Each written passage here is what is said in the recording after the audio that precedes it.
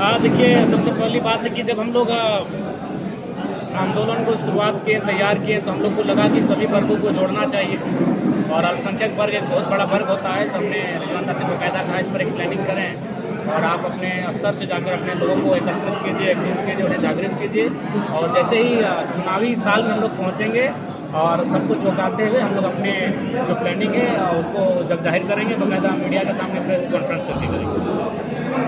क्या रणनीति क्या है? मतलब जेके पार्टी रिजवान जी बनाते हैं, उसके बाद करीब 6 महीना साल भर का वक्त जाता है, उसके बाद फिर जो है इस तरह की तस्वीरें आती हैं कि आप जो है लोगों से मिलते हैं, कई लोगों से आप मिल भी रहे हैं। रिजवान क्रांतिकारी के बारे में क्या सोच रहे हैं आप? क्या बातचीत हुई जो वापस देखिए, एक्चुअली वापस आने की बात थी नहीं, कभी दूर गए ही नहीं है। ये केवल अपने एक अलग विंग बनाए थे और स्वाभाविक हर पार्टी का अपना विंग होता है।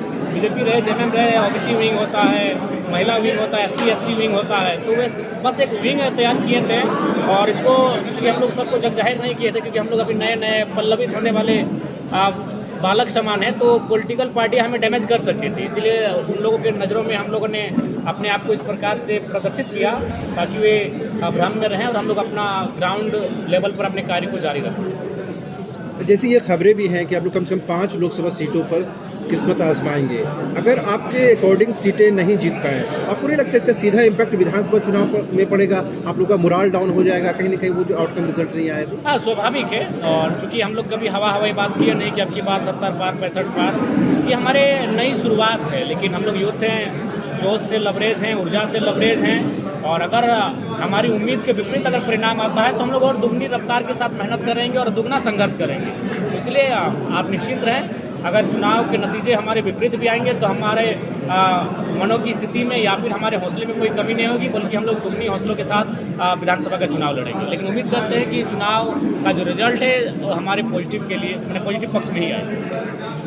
इन फ्यूचर ये हम कभी माने कि कभी जेबीकेएसएस जो है या एनडीए के पक्ष में या यूपीए या इंडिया के पक्ष में जा सकता है, कभी ऐसा फ्लेक्सिबल होंगे कि कभी आप किसी एक खेमे में जा कर के चिपक जाए वहाँ पर? नहीं, देखिए, ये एक रायशुमारी से होगा क्योंकि आज जब से सोशल मीडिया का ज़माना आया है लोग एक दूसरे से काफ़ी कनेक्ट हो गए हैं। तो जब भी कोई ऐसा बड़ा निर्णय लेने का रहेगा राज्य की स्थिति को अस्थिर करने के लिए, तो हम लोग इस पर जब भी निर्णय करेंगे तो चर्चा परिचर्चा करने के बाद ही करेंगे। एक अंतिम सवाल, आज मुख्यमंत्री हेमंत सोरेन से ईडी के अधिकारी उनके आवास में पूछताछ कर रहे हैं, किस रूप में देखा जाए इस चीज़ को? देखिए, मैं सबसे पहली बात हो कि अगर मुख्यमंत्री जी दोषी हैं तो सवाल जवाब हो, लेकिन मेरा मानना है कहीं ना कहीं ईडी मतलब पूर्वाग्रह बायस्ड होकर काम कर रही है। अगर आप अनुमान बात किया जाए तो हजारीबाग, धनबाद ऐसे बहुत सारे एनडीए के सांसद हैं जिनका संपत्ति लगभग 10,000 करोड़ से अधिक है। तो ईडी उनके घर न जाती है, ना उनके कभी सवाल जवाब करती है। तो ये लोकतंत्र के लिए संकेत थी ना। ठीक है, माननीय मुख्यमंत्री अगर दोषी है तो उन पर ईडी का कार्रवाई होना चाहिए, लेकिन ये मतलब थोड़ी है कि इस राज्य में बाकी जो लोग हैं जो विपक्ष में फिलहाल है भारतीय जनता पार्टी में, उनके पास कई गुना कुत राशि है। तो ये कहीं ना कहीं जो केंद्रीय एजेंसियां हैं जिनको स्वतंत्र होना चाहिए, ये लोकतंत्र के लिए मेरे हिसाब से, जो मेरी आयु है अल्प आयु, उसके हिसाब से मुझे कोई ठीक नहीं लगता है। बाकी मुख्यमंत्री का दोषी हैं, ईडी जाए उनके घर, उनके साथ साथ जो भारतीय जनता पार्टी के टॉप लिस्ट लीडर हैं उनके भी घर जाए, अर्जुन मुंडा के भी घर जाए, वो भी केंद्रीय मंत्री है, ईडी उनके भी घर जाए, हेमंत सोरेन के साथ अर्जुन मुंडा के भी घर ईडी जाए, तभी मुझे लगता है कि लोकतांत्रिक ढांचा जो है उस पर जनता का विश्वास है। घरवासी बता रहे हैं कि लोगों का यहाँ के हक अधिकार का बात करता है और यहाँ के लोगों को सेंट्रल कमेटी में कितने लोगों को आपने पद दिया है? रिजवान जी, आप घर वापसी की आप बात कर रहे हैं, कैसे देख रहे हैं? ये जो वक्त रहा, आप अलग हुए, आंदोलन से शुरू हुआ सब कुछ, उसके बाद फिर समिति बनी, आपने पार्टी बनाया, मोर्चा बनाया, वापस से जो जेबीकेएसएस, लोग इसको किस तरीके से देख रहे हैं? नहीं, आपने सुना, हमारे केंद्रीय अध्यक्ष महोदय ने आपके बीच स्पष्ट किया कि हमारी जो वैचारिक बातें हमेशा कायम रही है और एक दूसरे के संपर्क में हम लोग लगातार है। चूँकि इस राज्य को बचाने का निर्णय हम लोगों ने लिया है, तो राज्य के निर्णय के लिए हम लोगों को बहुत ऐसी बातें होती हैं जो पर्दे के पीछे रखनी चाहिए, सार्वजनिक नहीं करनी चाहिए। उसी का एक बड़ा सा ये पहलू था कि हमने जेकेएमएम का जो संगठन था उसको बनाने का काम किया। उसके माध्यम से अपने लोगों के बीच में हमने गया, हमने हमारे साथी जितने भी हमारे लोग थे सारे लोगों ने अपने योगदान को दिया है और हमारे मुस्लिम वर्ग जो कि एक बड़ा वर्ग है पूरे राज्य में, उनके बीच में गया और पूरे असल हकीकत क्या है राज्य के गठन का उद्देश्य क्या था और किन शर्तों के साथ में राज्य का विभाजन हुआ था और हमारे बिरसा का क्या सपना था, हमारे विनोद बिहारी महतो का क्या सपना था, इन तमाम बिंदुओं पर हम लोगों ने एक एक गाँव के अंतिम व्यक्ति तक जाने का काम किया है। और आज फिर पुनः जब हमें लगा कि हमारी शक्ति एक बड़े रूप में आ चुका है, तो फिर हम लोगों ने फिर टाइगर से बात की और फिर आज पुनः हम लोग एक मंच पर आए। लोकसभा चुनाव लड़ने की जो आप लोग बात कर रहे हैं, किस तरीके से देख रहे हैं ये जो आप लोग का इनिशिएटिव है? पहले ही जो है एमपी चुनाव में आप लोग कदम रख रहे हैं, बता रहे हैं कि लगभग 5 सीट पे आप लोग लड़ेंगे, तो कितना मुश्किल लग रहा है आपको? लोकसभा का जो ये चैलेंज है, बड़ी बड़ी पार्टियां सामने है, आप अल्पसंख्यक वोट की बात जो है कर रहे हैं, तो क्या समझ में आया? आप विधानसभा घूम रहे हैं, झारखंड को लगभग आपने घूमा, क्या लगा आपको? क्या माहौल क्या है, कैसा? देखिए, पूरा झारखंड बदलाव की ओर है और बदलाव के लिए विकल्प तलाश किए। झारखंड की जनता के बीच में विकल्प नहीं था। जयराम महतो और उनकी पूरी टीम को लोगों ने जो आशीर्वाद के साथ जिन आशीर्वाद को दिया, अपनी दुआ से नवाजने का काम किया, ये सराहनीय है। और हम लोग गांव के अंतिम व्यक्ति तक गए। सबों का कहना है कि राज्य को हम लोग मिलकर बदलेंगे और राज्य को उसी रूप में डालेंगे जिस रूप में बिरसा ने डालने का बड़ा अच्छा प्रयास किया। और हम लोग बिल्कुल लोकसभा में जिस तरह से दादा ने कहा कि लोकसभा में आएंगे, 5 लोकसभा का जो बात हो रहा है उस पर हम लोग आएंगे और बेहतर मजबूती के साथ में आएंगे। चाहे गिरिडीह का बात हो, चाहे धनबाद का बात हो, कोडरमा, जहाँ का बात हो, हम लोग बिल्कुल गति के साथ में आएंगे। हमारा एक बड़ा जत्था दिखेगा आपको, अल्पसंख्यकों का बड़ा जत्था दिखेगा और उसके साथ में कदम से कदम मिलाकर चलेंगे और झारखंड को बड़े रूप में ले जाने का काम। जेबी केसेस के प्रति अल्पसंख्यकों का रुझान कैसा है? बिल्कुल बड़ा रुझान है।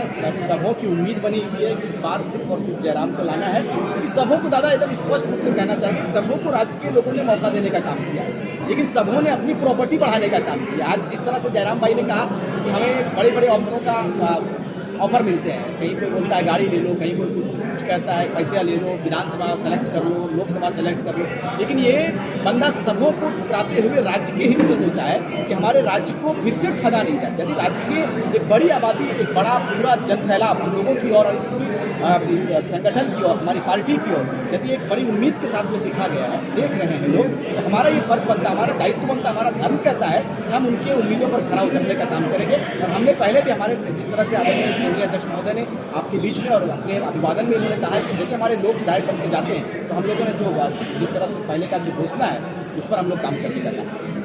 एक आखिरी सवाल, लोकसभा चुनाव में आपके मुख्य एजेंडे क्या रहेंगे? आप लोगों ने क्या समीक्षा किया? हमने शुरुआती तौर पर कहा भी कि टाइगर का जो आपने अभिवादन सुना, संबोधन में आपने कहा है कि पलायन का जो मुद्दा है वो सबसे गंभीर मुद्दा है, विस्थापन का मुद्दा सबसे गंभीर मुद्दा है, जमीन का मामला है। आज हमारी जमीनों को मुआवजा नहीं मिल रहा है साहब। आप धनबाद आकर देखोगे तो हमारी जमीनों को मुआवजा नहीं दिया जाता और इतना कोयला निकाल रहा है कि दर्द आपको लगेगा।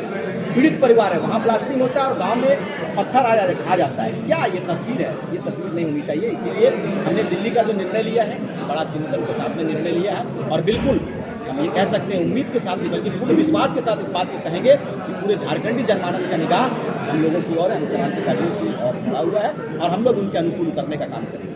नहीं, हेमंत सोरेन कैबिनेट में दो अल्पसंख्यक मंत्री हैं, एक हफीजुल साहब, एक आलमगीर साहब।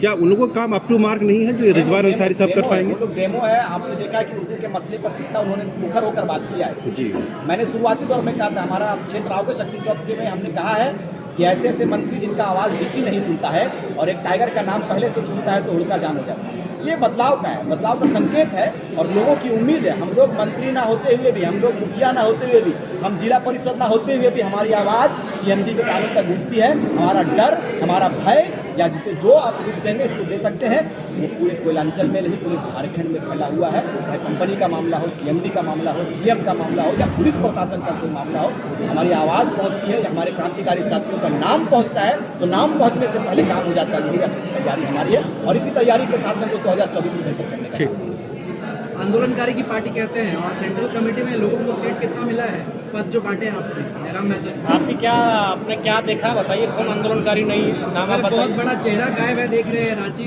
का इतना बड़ा आपने मिलन समारोह रखा और चेहरा नहीं दिख रहा है। नहीं, ऐसा बात नहीं, सबका अपना अपना फील्ड है, सब अपने अपने फील्ड में काम कर रहे हैं। अगर हर चेहरा एक ही था, अगर सब चर्चित चेहरे अगर एक कुर्सी में बैठेंगे तो बाकी क्षेत्रों की समस्या कौन सुनेगा? तो इसलिए पहले बात इस भ्रम को हटाइए कि सब नामचीन चेहरे एक जगह दिखेंगे। और भी क्षेत्र हैं जहाँ लोग उम्मीद करके बैठे हैं कि हमारे लिए भी कोई, अगर हर जगह अगर सभी मतलब धनबाद में कार्यक्रम होगा और सभी मराठी में भी हमारा टॉप चेहरा है, हजारीबाग में भी टॉप चेहरा है, सबको अगर धनबाद बुला लिया जाएगा तो उस समय हजारीबाग में अगर समस्या होगी तो कौन देखेगा? इसलिए भ्रामक बातें हैं, सब अपने अपने क्षेत्र में बेहतर काम कर रहे हैं। अच्छा, लोकसभा के लिए क्या क्या तैयारियां आपकी? देखिए, लोकसभा की तैयारी वार रूम में हो रही है और जब हम लोग पार्टिसिपेट करेंगे उस समय आपको बता देंगे। चलिए ठीक है। जयराम रजवान जो बोले कि अगर नियोजन नीति बनाना हो या फिर अगर विस्थापन नीति बनाना हो, इसके लिए आपको मेजोरिटी चाहिए। जब आप अगर विधानसभा में मेजोरिटी में रहेंगे तो ही आप ये सब चीज़ बना सकते हैं। तो फिर इसको कैसे देखेंगे? जब आपके पास मेजोरिटी रहेगी नहीं तो आप जो चीज़ों की बात कर रहे हैं उसकी अमली जामा आप कैसे करेंगे? देखिए, स्वाभाविक है, ये तो एक बच्चा भी जानता है कि जब तक आप बहुमत में नहीं रहेंगे, मेजोरिटी में रहेंगे, आप कोई नियम नहीं बना सकते। हम लोग लड़ने के लिए आए हैं। अगर बहुमत में आते हैं तो नीति इम्प्लीमेंट करके बनाएंगे और अगर हम लोग विपक्ष में बैठते हैं तो कोई गलत नीति पारित होने नहीं देंगे। वो तो आप आंदोलन से भी कर सकते थे। देखिए, आंदोलन एक सदन की गरिमा होती है। आंदोलन तो 2 साल किए, कोयला के खिलाफ, विस्थापन के खिलाफ, डीबीसी के खिलाफ, तो एक सदन की गरिमा होती है, सदन का वैल्यू है, लोकतांत्रिक देश में सदन का महत्व है। तो एक बार हमें सड़क से उठकर सदन में जाना चाहिए और उसी तैयारी। रिजवान जी कि JKM पार्टी अब क्या करेगी? बिल्कुल विचार करेंगे उस पर। हम लोग हमारे केंद्रीय अध्यक्ष महोदय हैं, हमारे केंद्रीय अध्यक्ष महोदय हैं, दिशा मिलेगा हम लोग। आपकी पुरानी कमेटी का क्या होगा? हमने कहा है कि हमारी केंद्रीय अध्यक्ष आदरणीय टाइगर जयराम महतो यहाँ उपस्थित हैं। इनका जो दिशा होगा, इनका जो निर्देश होगा, हम लोग पालन करने का काम करेंगे और जल्द आप लोगों के बीच में इस तस्वीर को भी हम लोग साफ करेंगे। रिजवान, ऐसा नहीं लगता कि अभी जयराम बोले कि आपकी जो पार्टी थी और आपको मतलब आप लोग का एक बोले तो प्लान था कि इस प्लान को आपको अलग करके बनाना, तो ऐसा नहीं लगा आप अपने प्रशंसकों को, आपके जो कार्यकर्ता हैं उसको आप इतने दिनों से आप धोखा दे रहे थे, ऐसा लोग कहेंगे? हमारी बात हमने कहा है कि पर्दे के पीछे हुई है और पर्दे खेमे के अंदर हमारे लोगों के साथ हमारी जो बातें हुई है, टाइगर ने बात को रखा है, वो बिल्कुल सत्य है कि हमारे लोग हमारे साथ हैं। हम जिधर कहेंगे, हमारे टाइगर जिधर कहेंगे या हमारे संगठन के लोग जिधर कहेंगे, हमारे लोग नाराज़ नहीं करके खुश हैं। अगर नाराज़ होते तो शायद यहाँ हज़ारों की संख्या में लोग आप देखें। ठीक है दादा, ठीक है।